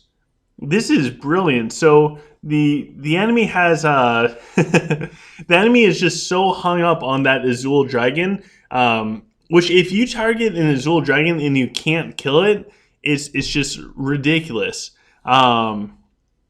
That's wild. So his dragon is just going to be able to tank like no tomorrow. And Toby still has Taint still has his Ophidius up, which means those snakes are just going to shred through the trees. You can see it down here. There's 3 snakes hanging one tree, one snake that's going to drop that other tree in the top section. Snakes, guys, are no joke versus the high HP things. So we'll just fast forward a little bit because nothing is really going to happen super fast here. The fast portion of this fight is already over with the power size. Now it's pretty much cleanup, and that targeting on the Azul Dragon is absolutely wild. Sorry, I'm just reading. I'm just reading the comments. So Chip saying that his dragon does that usually. And if you guys want to see like another version of the play-by-play, like written really well, read the comment sections of this video, or the live chat. There's some really smart people there that can describe this stuff way better than I can. How many people do we have here now? Oh my god, people keep showing up. This is crazy. All right, so moving on, we have now we have one of my favorites. We actually have Toby. But before we do that, I think we should do something else. Yeah, we're going to do something else real quick before we hop into Toby. So if you guys have been watching this, you know that we're going to be doing some code giveaways. So we have from KDG, thank you to KDG, we have another code coming out. This is a VIP code. You can only use VIP codes once, guys. So if you are watching this and this is an archived video, you're not watching it live, you probably have no chance of getting this code. I'm sorry. It's a one-time use thing. It's got a ton of Lunari on it, all that fun stuff. So I will post that up. But first, we have a bunch of cool stuff in the description of this video and all the videos. We have the OGC merch store. We have the OGC community Discord where we have so many cool things. We have the Patreon page, which is the best way to support this channel. If you want to support this channel, check out the Patreon page. And we also have a brand new donation feature. So if you want to donate money so I can buy more things in order to get the True Ruby, do that. 100% of the proceeds from the donations will be going towards getting the True Ruby and or multiple True Rubies. It will not be spent on food, shelter, medicine, anything else. It's only True Rubies. Anyways, for the VIP code, if you get this, please let me know in the comments section or the live chat of this video. This is the next VIP code, courtesy of KDG. So thank you, KDG, for this VIP code. KDG is a wonderful team player and actually held on to some of the codes, which is pretty awesome. We had other people that also don't donate codes, who tip of the cup to you. Thank you guys to always helping us out. I didn't accept the other ones because I didn't know when I was going to be doing live streaming again. Sometimes it can actually get a little stressful, believe it or not. Alright, so let's jump back into the game. Just going to do this real quick. Let's see as we load in, see how many people we have. Oh my god. We keep getting more people. Look at all that. Let's go, Blood Moon. Jeez. Wait, are they... Okay, cool. As long as I'm not missing out on walls. I gotta check the wall damage. Alright. Oh, man. We're almost there. I'm gonna run walls tonight, probably around 6 or 7, because I really want to come in first for this event. I'm just almost there. I also want the honor. So if you guys looked at my honor stuff from before, like if you go back like a few days ago and you look at my honor, I have gotten so much honor. So shout out to Blood Moon. Thank you guys for letting me get first sword for the week, and also Chip for letting me run the ults. Huge jump for the honor. Very happy with that. Oh, cool. And we actually have we have where we left off. So we might not be able to get to all of these, but we're going to go through a bunch because they're cool. We have Toby now, so we're in the Toby level of PvP. So my disclaimer when it comes to Toby level PvP for everybody at home. We might be really big Toby Nation fans. I know I am. I would say I am the biggest Toby Nation fan. He's awesome. If we're at home and we see something that we really like, take the principal idea from it. What I mean by that is if you see something, take the idea of it, but if you duplicate it, just like copying exactly what they did, it might not work out for you. So for example, Toby is ranked 74th in the entire world right now. So there's really only like 73 people ranked higher than him. There's probably tens of thousands of people ranked lower than him, and statistically, if you're anything like me, we're probably way below where he is. So my caution to you guys for copying things like play by play and like just literally copying and pasting it into what you're doing is what they're doing. They're playing a different game. They're in their own caliber of gameplay. So what works for them might not work well for you. That's all that I'm going to say, just because I want to save you guys a headache from that. So let's check out Toby's Dragon. He's got Energy Pulse. He's got Noble Blood. He's got Arcane Blessing, Fortitude, Frigid Scales, Primal Will, Magic Swell, and Hero Pred. His Dragonics are absolutely beautiful. Toby is perfect in every way. He can do no wrong. Hashtag bromance. It's again weird, but weirder by the moment. Enemy's Dragon is also absolutely ridiculous. This is Sylph versus Dwarf. So Toby won in Might and Command. We're going to see this over and over from Toby. It is clearly what he's focusing on from the stats. The Snipers did a bunch of damage. Enemy's Zenji actually went pretty huge. And we also had the Nora. All right, so let's jump in. Let's see. This is Power Side versus Power Side. All right, so this is actually a really good setup for Toby. I think Power Side versus Power Side is his preferred going up against Sylph. So his Dragon pathed really well to get towards the front line to put out a bunch of damage. He jumps in with his Rufio going in deep towards the enemy.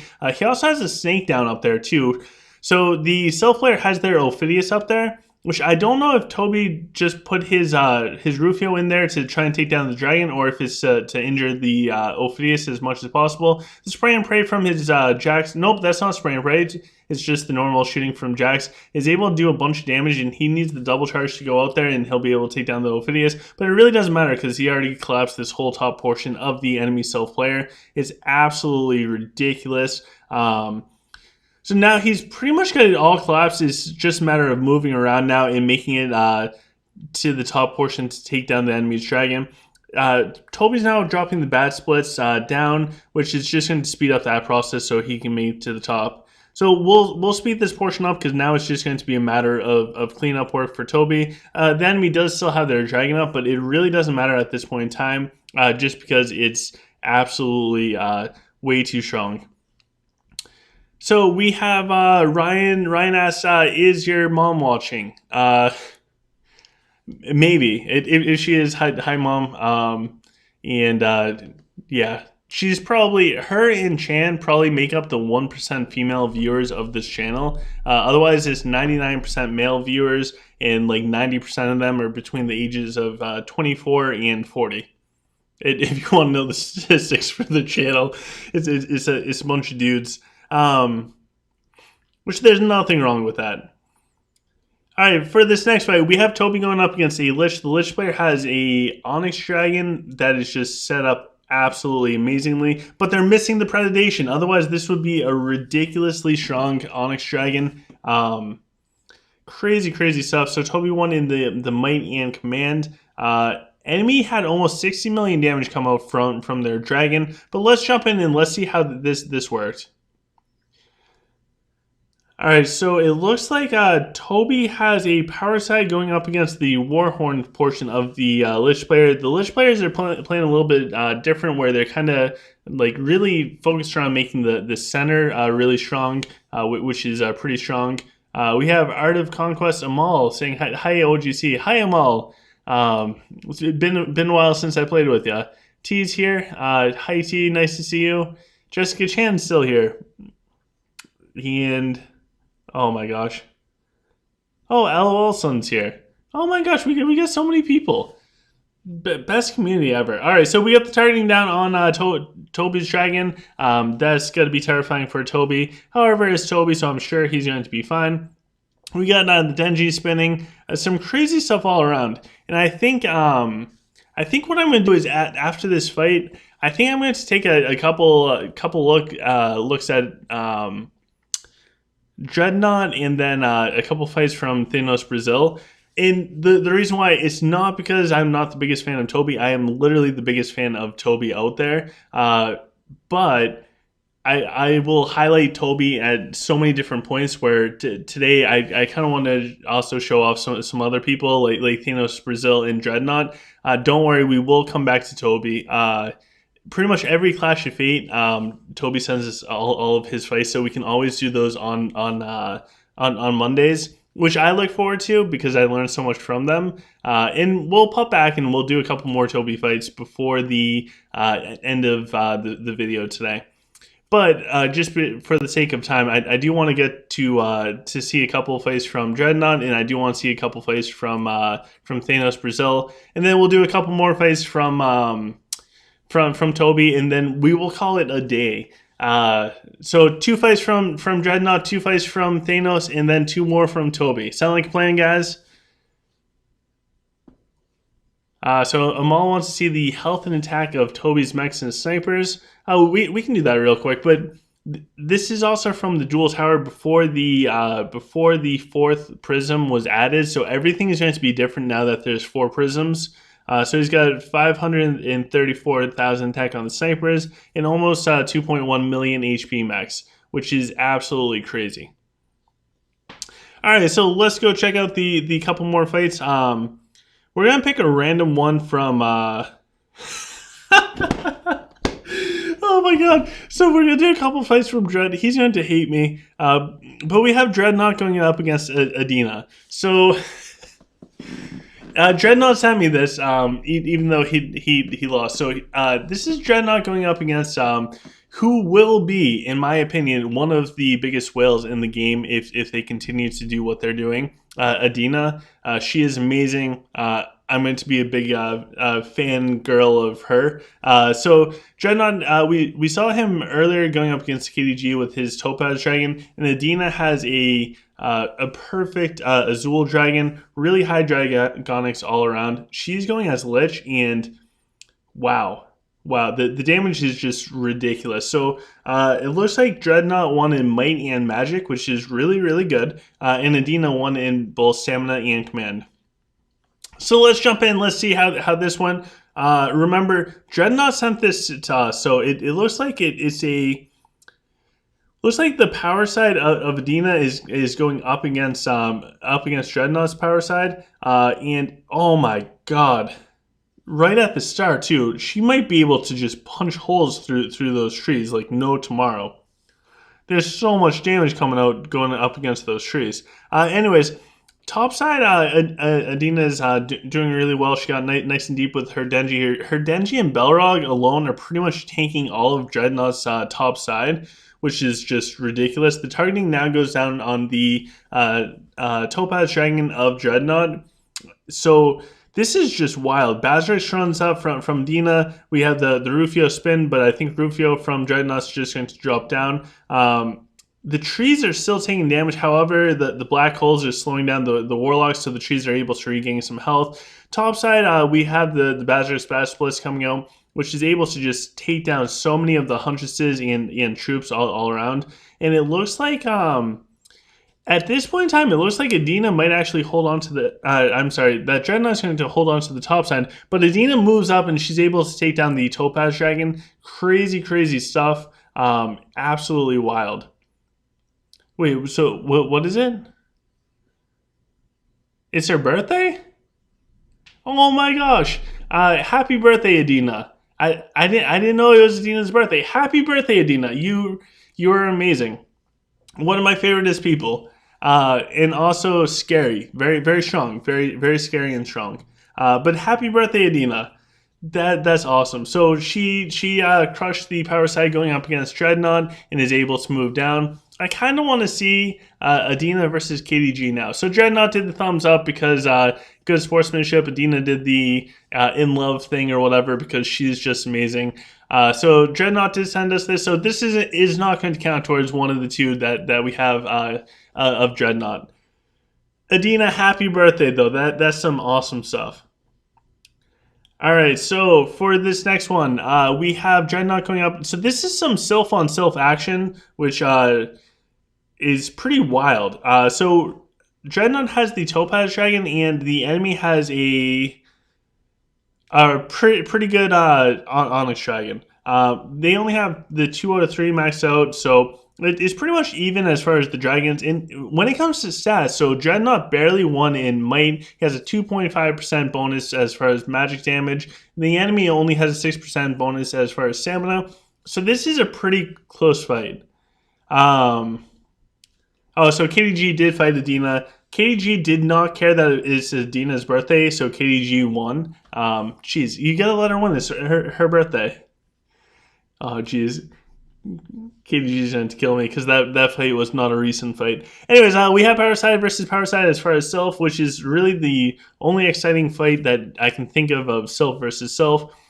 We have the lanterns coming down from Dreadnought going in deep, and it looks like Dreadnought's dragon is able to put out a little bit more damage. There's a giant cluster of the gladiators in the right side. They're kind of like pinned up, and Dreadnought's Jax is placed perfectly going up against them.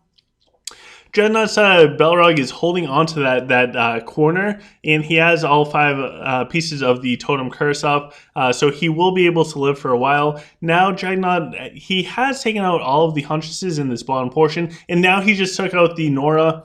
This is absolutely huge. So Dreadnought still has his Nora up, and the enemy 3 symbol person does not have their Nora, and the Onyx Dragon is starting to lose health. With the Onyx Dragon starting to lose health, it's going to be a wrap pretty soon. Okay, the dragon just dropped. It is all over at this point. The power side of the 3 symbol person has dropped, and it has disappeared. Oh my god, so KDG is going to be coming to server 40. Hopefully Chan can protect me. Otherwise, hopefully my unicorn can get me to run away fast enough. So Dreadnought now moves up, and he is able to do a fantastic job beating the 3 symbol person. So Dreadnought, really good fight. And we'll do one more from Dreadnought. We'll do the last one that he sent me. So this is Dreadnought going up against a Lich player who has higher Dragonic than him, and it looks like... Wait. Oh, okay, it is max out. And it looks like the Lich player has a perfectly fine Onyx Dragon. And when it comes to the stats, Dreadnought actually won in all stats except for command. And Dreadnought is actually using an Onyx Dragon. What? So he's missing the hero predation, but he has a really strong dragon nonetheless. This is exactly what I would run if I lost the predation on my Onyx Dragon. So let's jump in and let's see this. So this is Hero Pred going up against no Hero Pred. Dreadnought is he is self using an Onyx Dragon that's purely there for damage. I think this is the same dragon he used when I fought against him. Now his dragon had really good pathing this time and moved right up to the front line, which is going to allow him to just absolutely crush everything. The enemy did targeting, and they targeted the wrong thing. So they targeted, I believe that's Raxius from Dreadnought, and I think that's what's going to ultimately cost them the fight here. Doing the targeting, if you have the fat thumbs like I do, it's really, really bad. It's really bad. We saw Chip do that with one of the last 3 plays, but uh-oh. Uh-oh. 20% battery left. That's not good. We saw Chip do that in one of the last replays. I think he was fighting against Coca-Cola in that Clash of Fate. But what Chip did was right after he messed that up, the next skill usage, he still did another targeting to kind of make it right, if that makes sense. So he was able to recover from that. The enemy player in this was not able to recover quite as fast, and Dreadnought's dragon is perfectly fine. There is a targeting on him, but there's no warlocks nearby, so the targeting is kind of useless at this point in time. The heroes are going to run in one by one and just get picked off. Bottom side, Dreadnought is okay. He still has one tree up. Sorry, need the coffee. I love mocha. All right, anyways, we have a bunch of stuff going on in this battle back and forth. Things are blowing up everywhere. Trees falling, roots appearing, warlocks warring. Epic fight. Dreadnought absolutely wins. Going up against 4 Simple Person. It's pretty cool stuff. Jessica Chin's mentioning something about singing. That is way out of my zone. I cannot sing.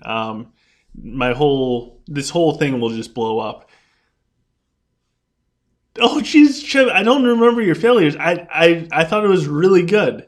That's why I brought it up. Like, I mean, the failure portion wasn't good, but the recovery from it is all about the recovery. Jeez, poor Chip. Chip also was the one that really helped the entire community out in the Perfect Dragon Guide when it comes to legendary dragons. And I think Chip going over like the legendary dragon stuff really helped it out. All right, so we got a bunch of messages. I think some of them might pertain to the chat or to what we're doing here. But I'm not going to go through them because some of them might have some weird stuff in it. So Taint is here. Hello, Taint. We just looked through some of your replays, and congratulations on hitting 5 million core and also being a Grandmaster. You are like the Yoda of Art of Conquest. So we have Thanos Brazil, a Fala Portuguese Mucho Bong, Yo Soy Alex. That's all I got. He has a Onyx Dragon, and his Onyx Dragon is pretty good. If he could get rid of the Blessed Inferno, that would be huge, but that's super risky. He's got two trees maxed out. He's going up against a human player who has way better Dragonics, just straight up, and a perfect dragon, except he has human pred, not hero pred. When it comes to the stats, it looks like Thanos Brazil won all stats except for command. It is pretty wild. Oh no, I did not call Taint a noob. And at this point, I'm going to have so many people moving to server 40 just to kill me. It's not good.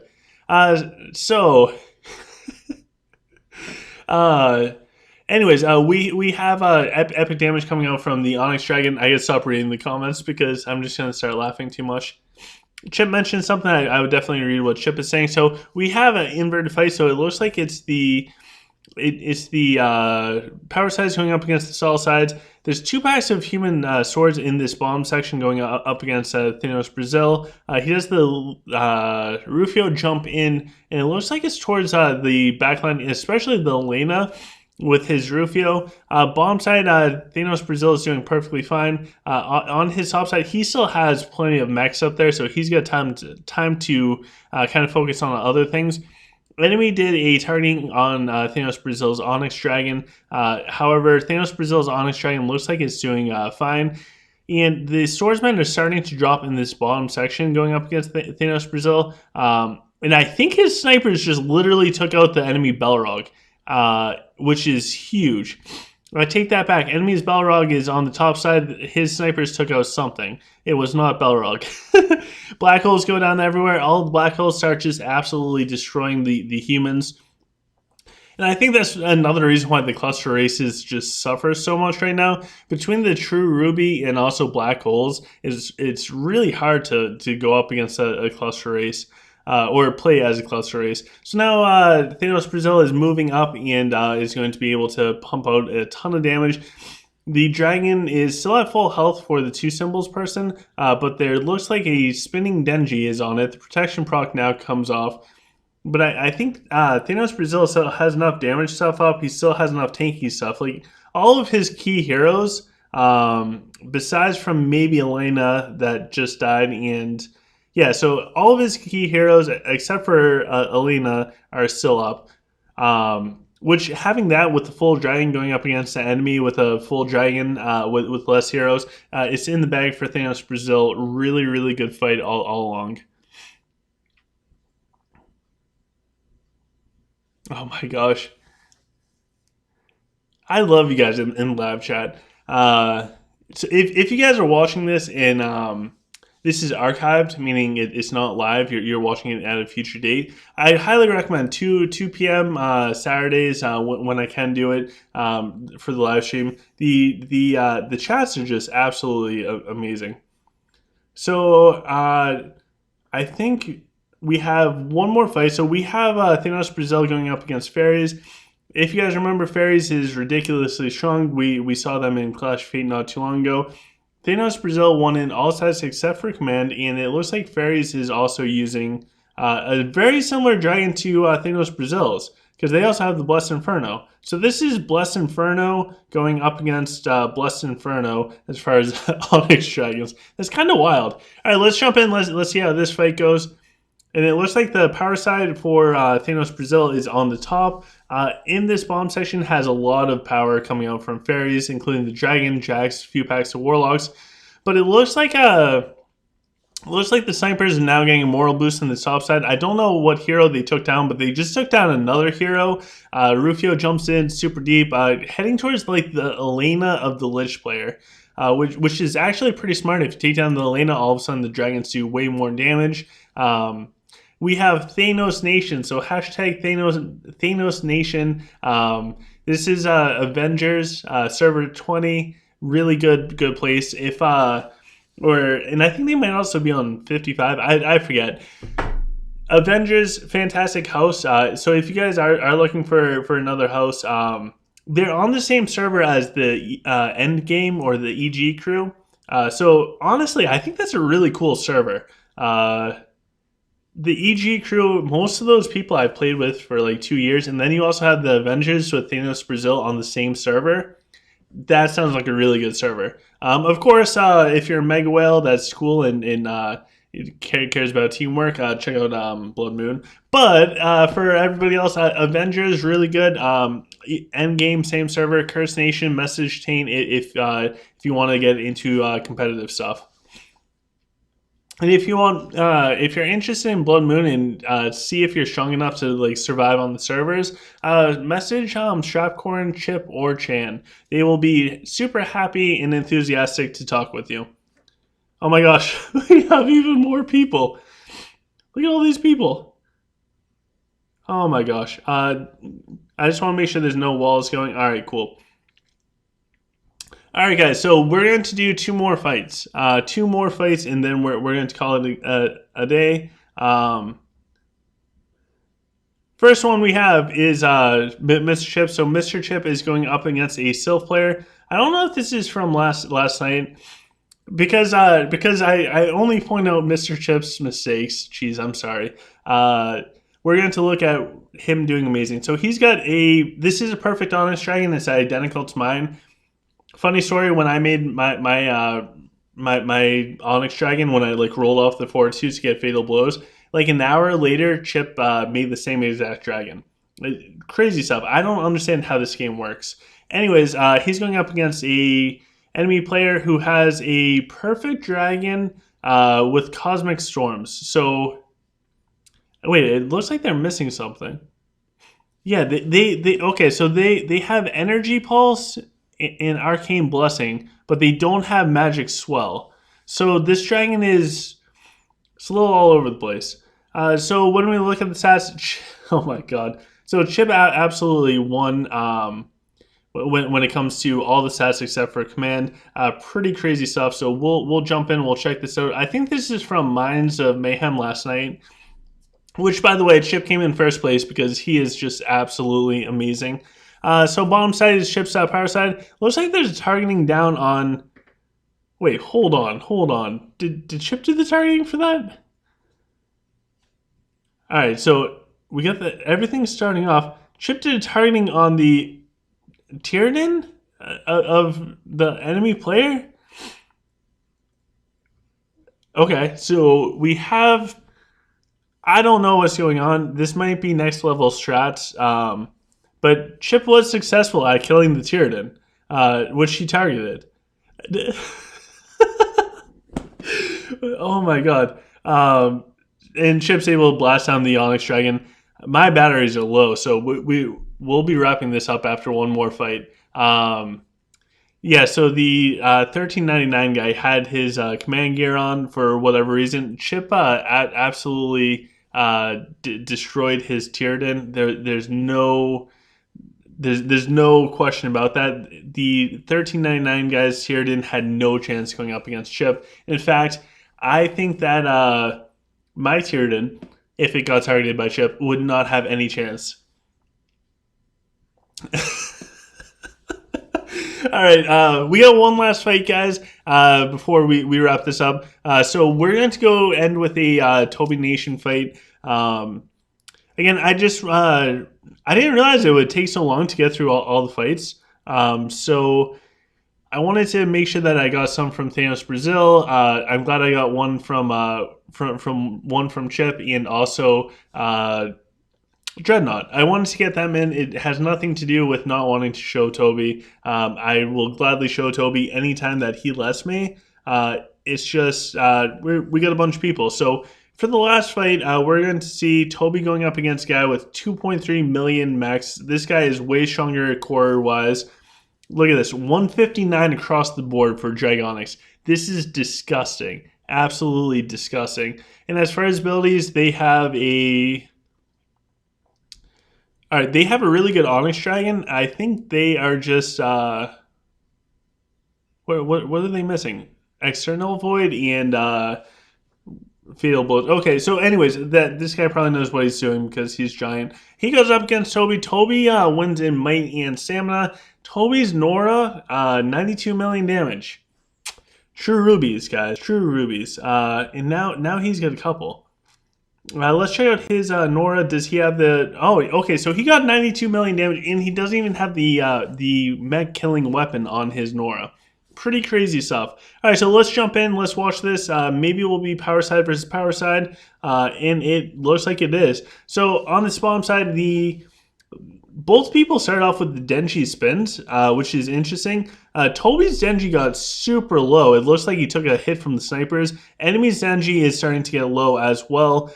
Toby's snipers are just going absolutely ham. So here's the difference. Toby jumped in with his Rufio for Leo's Pride proc. Enemy did targeting on Toby's Azul Dragon. Remember, guys, if you put a targeting on an Azul Dragon and you cannot kill it, you pretty much just shot yourself in the foot. Both people are doing the spray and pray from Jax now. It looks like the enemy's Balrog is super low. Toby's Bazrax moved in pretty deep. If Toby can take out the Balrog, that's going to help him out so much. Oh, my bad. The enemy did not target the Dragon. They targeted Toby's Ophidius. Sorry. I am really bad with targetings as well. Now there's targeting down on the Nora from the 7-6 symbol person, and Toby's able to collapse this bottom side of this player. This player has like 200,000 HP on Toby's max and like 100,000 attack on Toby's snipers. This guy is ridiculously strong. We got the overall from all the max coming out, and Toby is able to wrap up. It's absolutely huge. So if you guys enjoyed this live stream, please let me know. Feel free to check this out once this gets fully archived. Thank you guys for joining us today. I'm going to really try my best to keep doing these. Sometimes it can get tough with real life, so please don't mind if I don't do it. I gotta keep a balance in life. So with this video and all videos, there's some cool stuff in the description of this video and all videos. Because I'm repeating myself at this point in time. that cool stuff in the bottom of the videos in the descriptions is going to be the OGC community Discord, which if you want to join the Discord, feel free to go check that out. It's a really cool place. There's so much good, useful information there. There's also the merch store if you guys want to get some really cool swagger. Bam. There's the Patreon page. That's the best thing that you can do to support this channel. All the Patreons, both past and present, thank you guys so much. And we also have the direct donation link. So if you guys want to help OGC out to get the True Ruby because you're a multimillionaire and you have nothing better to do, help a brother out and maybe I'll get the True Ruby. So thank you guys for joining us. KDG, Taint, Toby, Dreadnought, Thanos Brazil, Chip, and Philly EG. Thank you guys for the replays. It's all really cool. Hopefully people enjoyed it. And yeah, until next time, guys, take care, and I will see you guys soon.